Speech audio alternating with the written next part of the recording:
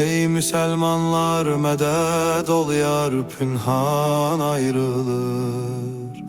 Ağlamayım neyleyim çün gövdeden can ayrılır. Ey Müslümanlar medet ol yar pünhan ayrılır. Ağlamayım neyleyim çün gövdeden can ayrılır. Ey senem hicran elinden nale-i zar eylerem.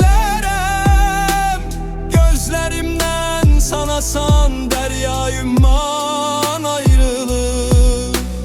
Ol sebeptendir ki men bimar ürencur olmuşam. Xəstə könlüm merhemiş ol derde derman ayrılır.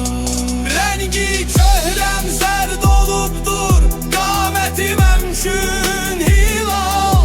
Ol güneş yüzlü Həbibim, ləli xəndan ayrılır.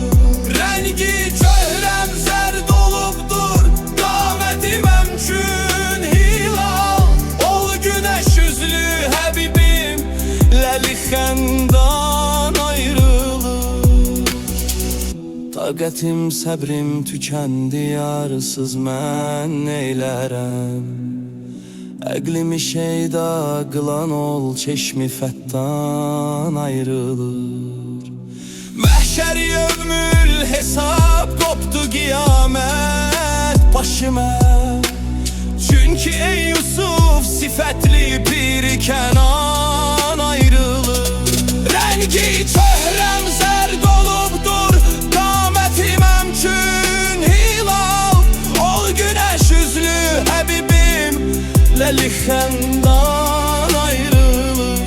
Rengi çöhrəm zərd olubdur, qamətim əmkün hilal. Ol güneş yüzlü Həbibim, ləli xəndan ayrılır. Ey cigersuz nari firqətdən nəsimi çarənə.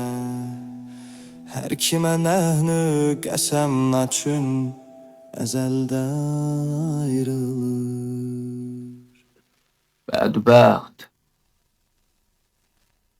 sənin gözündə tor var. Mən əbədiyyət üfüqündə doğan günəşəm.